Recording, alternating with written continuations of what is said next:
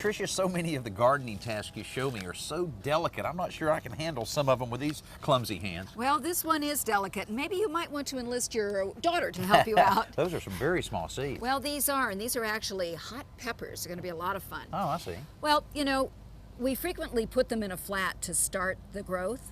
These are only supposed to be down 1/4 inch, so it's going to be kind of a delicate process, as you said.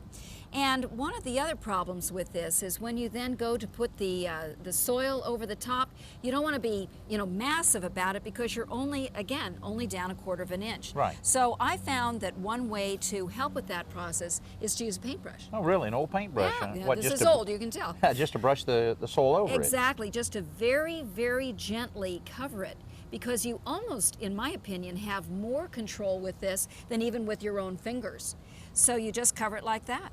Well, now after you've covered them like that, of course, naturally everybody knows you need to water any seeds to kind of kickstart them a little bit. How can you water this without actually washing up the plants? Well, that's another very good question, because as opposed to using some kind of watering can that has a shower effect, that might be too much. So what I like to do is just use a mister. Oh. And this way, you're just giving it just a little bit of water, very, very gently over the top. You'll want to repeat this a few times in the first day, and then at least once a day after that, and it'll really help the seeds come along. Well, maybe there is hope for me after all.